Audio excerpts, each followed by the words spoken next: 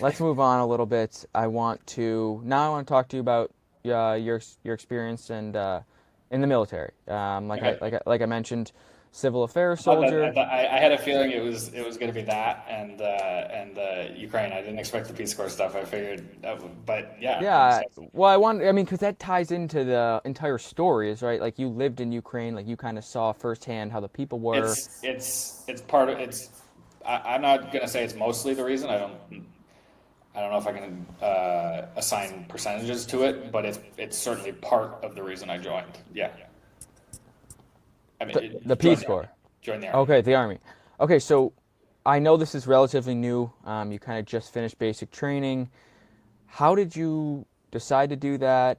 And tell me about what basic training was like. And I guess why did you just decide to join the Army Reserves instead of a different branch of the military, maybe?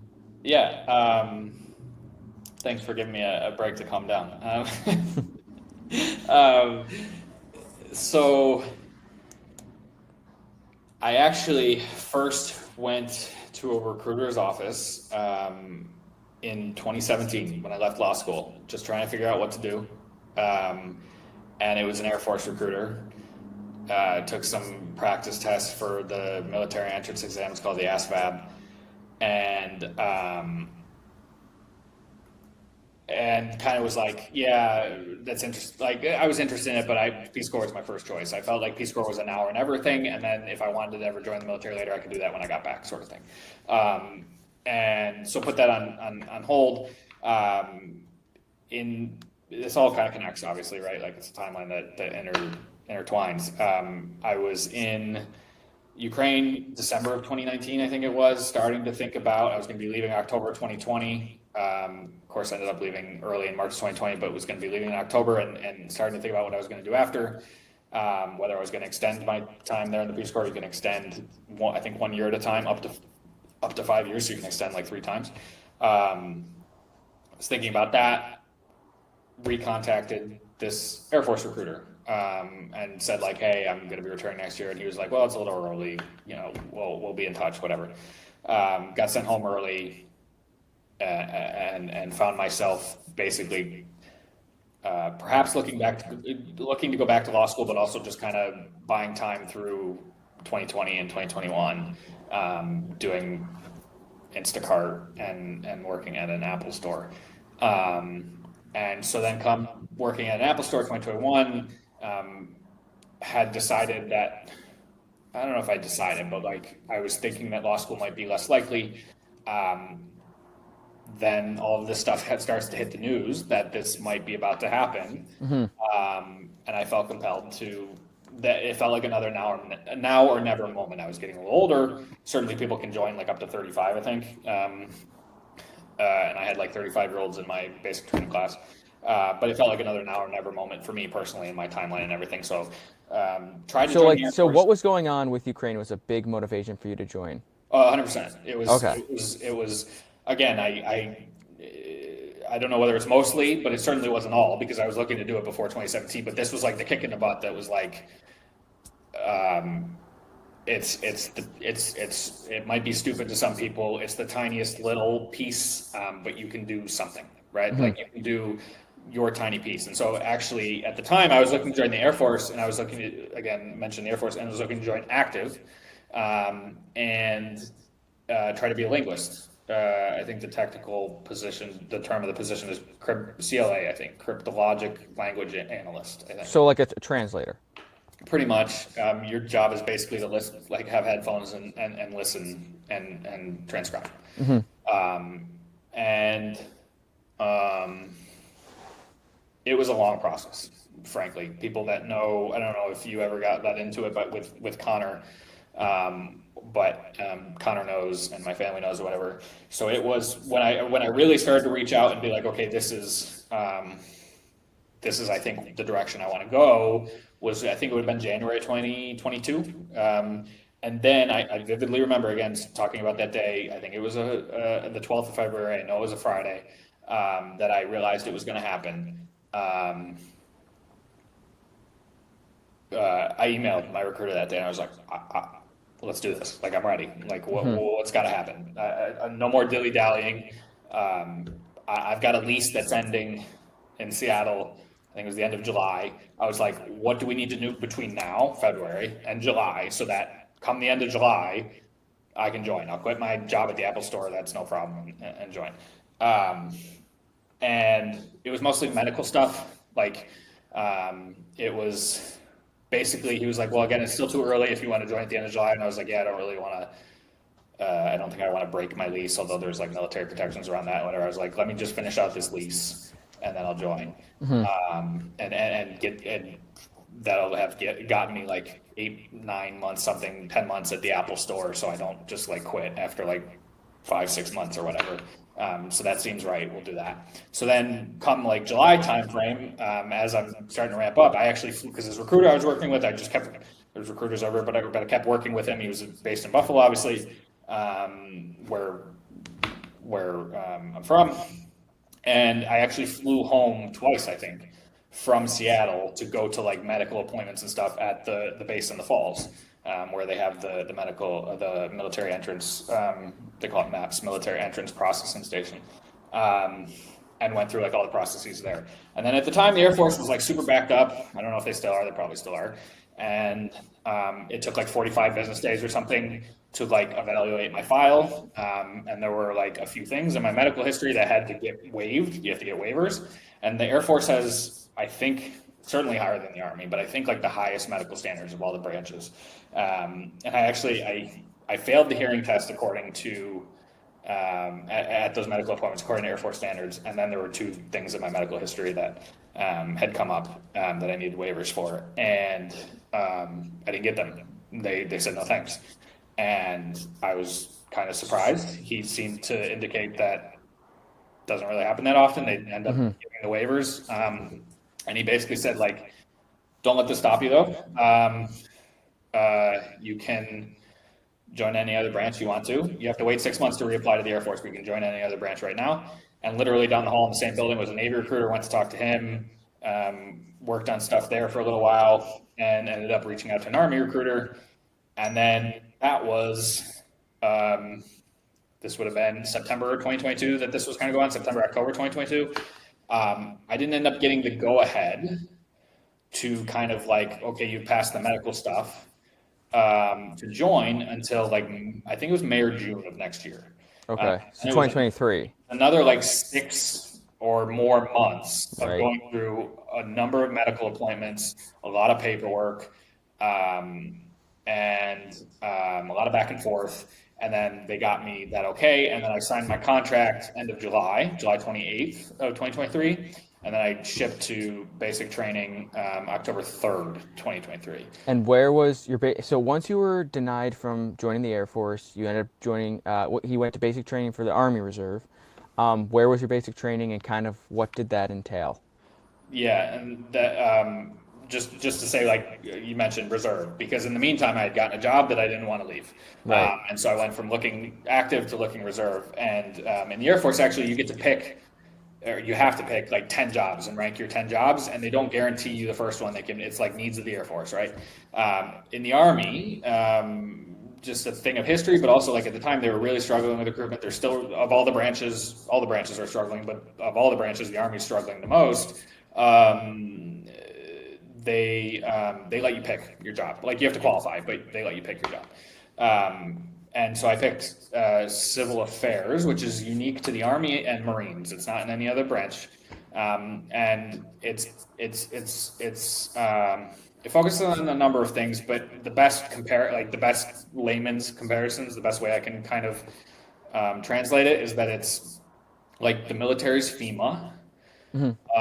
Or another kind of funny one is like Peace Corps with guns. Okay. So it's like if there's a conflict, if you're in a conflict zone, if there's a war, if you're just deployed somewhere, you're doing something related to like the civilian population, the humanitarian needs, humanitarian aid, trying to enable local governance, lots of stuff like that. So anyway, so basic training in South Carolina. Fort Jackson, South Carolina. It's one of 4, I think. Yeah, Army basic training spots. Depends on your job where you get sent. Other things too, but depends on your job in the Army, and civil affairs goes to Fort Jackson, South Carolina. Um, and basic training is the same for like everyone, right? Mm-hmm. So active, National Guard, Reserve. You go through the same 10-week basic training.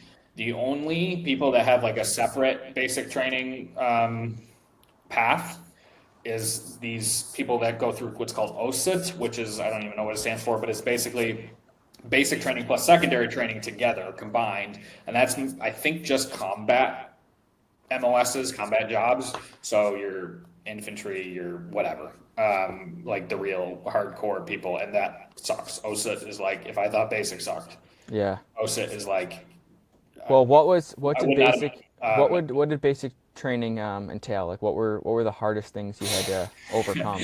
we could talk a whole day just about that. It's all mental, and not all mental. I shouldn't say that.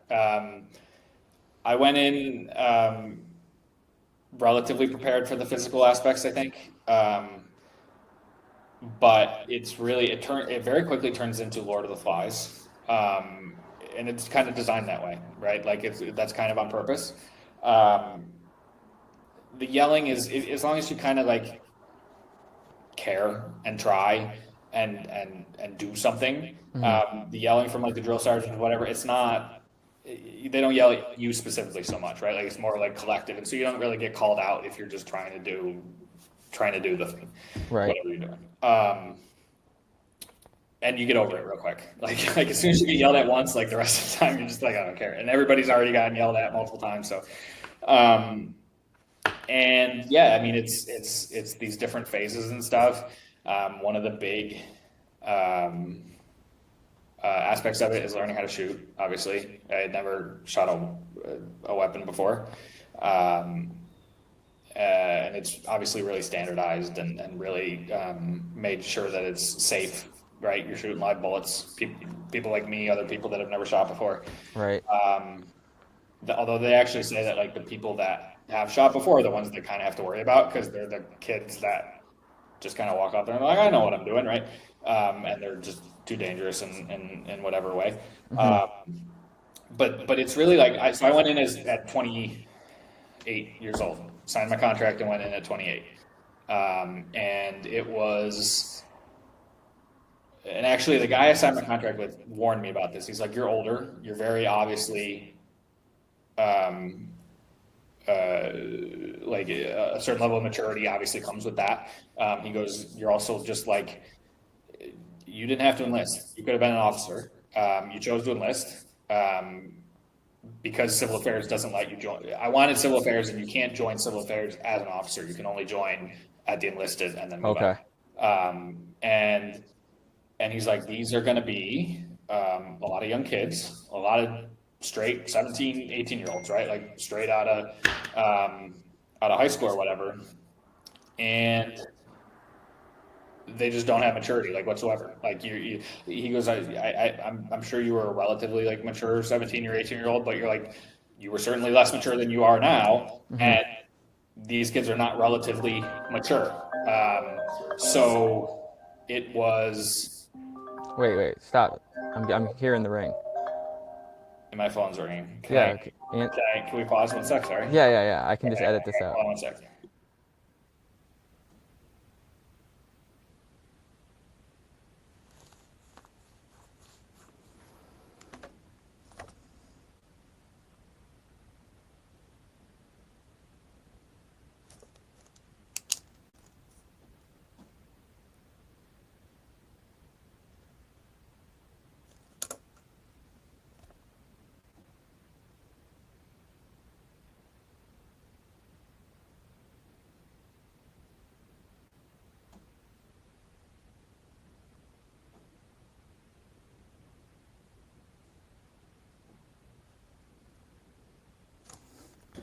You hear me?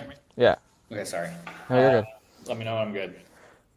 So wait, I mean, obviously I'll cut all this out, but where did we leave off? What were we We were talking talking about? about like being more mature than most of the kids there at basic, and it turning into Lord of the Flies and like and just generally it really sucking because of the people around. Okay, so you were talking about the kids being younger and mature um, coming out of straight out of high school. What was his like kind of what was his end message there? Like, why did he tell you that?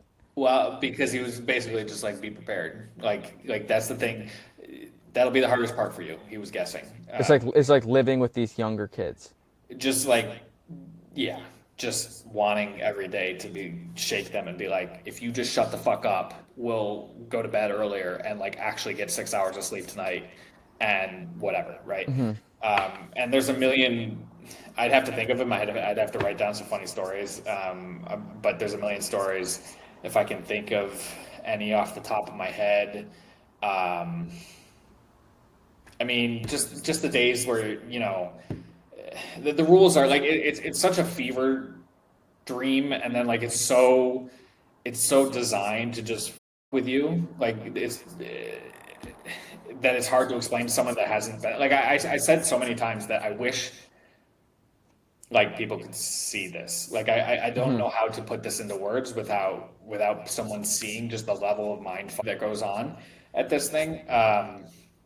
But also like I don't actually wish that because it's a level of demeaningness and emasculation that I mean that even an 18-year-old wouldn't really want to endure, but certainly a 28-year-old who feels like he's sort of started to build a life for himself a little bit and is like willingly subjecting himself to like this emasculation on a daily basis where like you have to get in line to go to the cafeteria and you can only eat for 10, they only give you 10 minutes to eat max. And Hmm.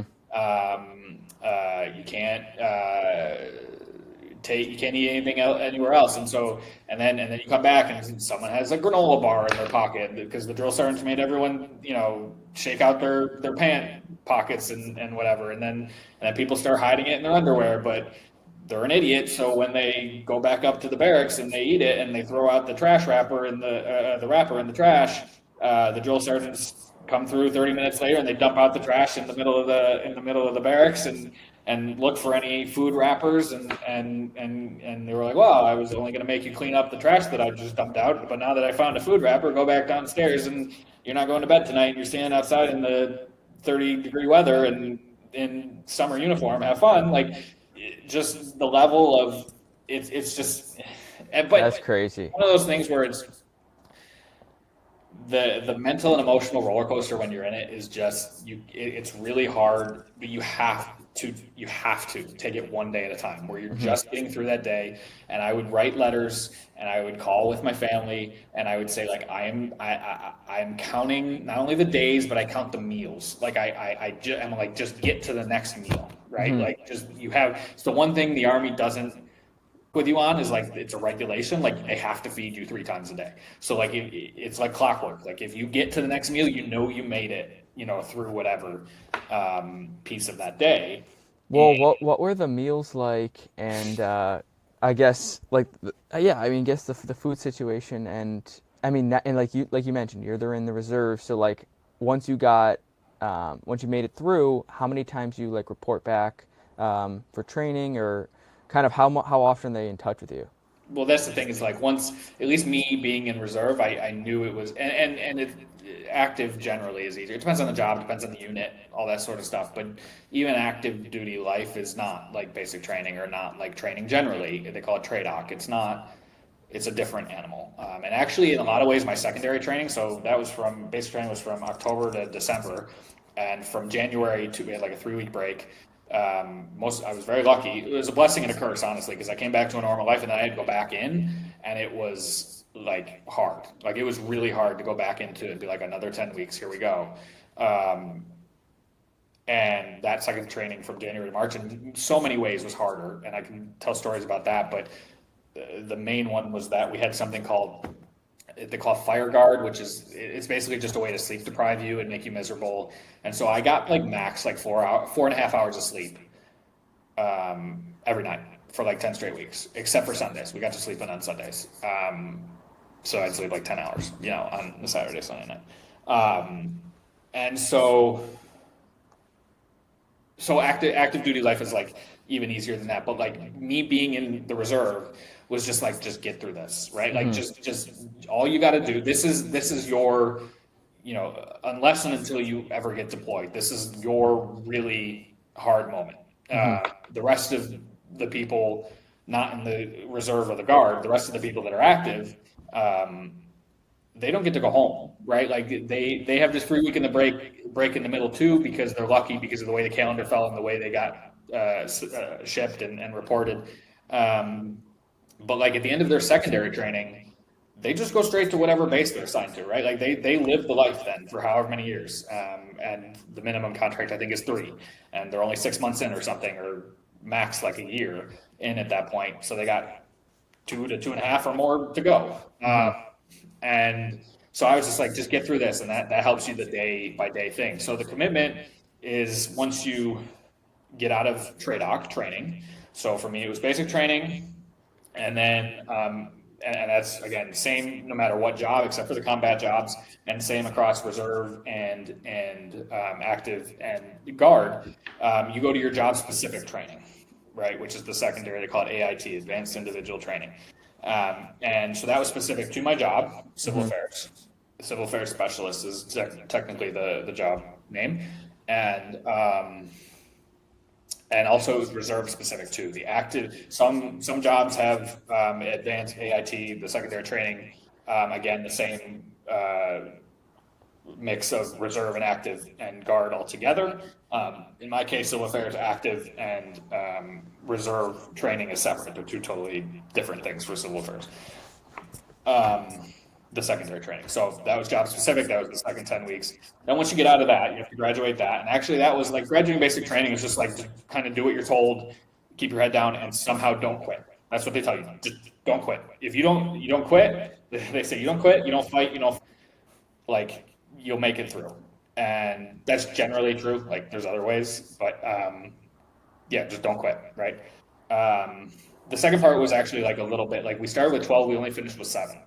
5 people did make it, like 1, I think, quit, and the other 4 were not kicked out, but were didn't make that training and either had to come back for another round of training later to try again or choose a different job or whatever.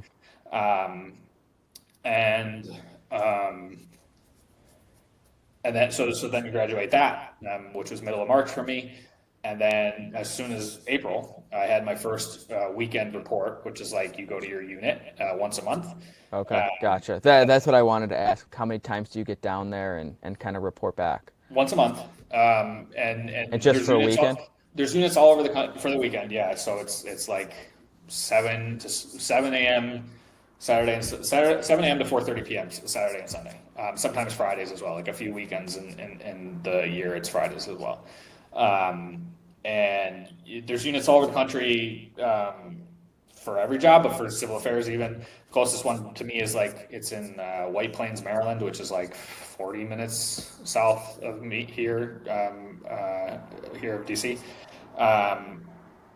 Yeah, and it depends what you do. Like what you do. Sometimes it's training, sometimes it's like paperwork because you're only showing up once a month, and like so every so often there's paperwork to do, which wouldn't be that often if it was an everyday thing. But like you're like, I just did paperwork a couple drills ago. Why am I doing paperwork again? Because you only show up once a month. Beyond that, you have an annual training requirement. So beyond that, 1 weekend a month, you have an annual training requirement that consists of 2 weeks a year. So like it depends on your unit, and you can attach with other units if you want to go to, like you can go to Germany to train there. You can go to California or Louisiana or different training centers. My unit in May, I'm trying to transfer units, but if I stay with this unit that long, is going to Texas for their annual training. And as a company unit, you train there for 2 weeks, and that fulfills your annual training requirement. So it's 1 week a month and 2 weeks a year. Of course, at any moment, at any time, you could get deployed, and you can also volunteer to deploy. There's plenty of people that join the reserve, and kind of because there's protections around, like you can't fire people for joining the reserve and stuff, or you can't lay them off or whatever. There's plenty of people that like do that and to hold their job. They have to hold their job for so long, but like also they want to deploy, right? And pick their deployment. You could volunteer for a deployment to a certain country or on a certain mission or whatever. So, but that's basically the extent of it.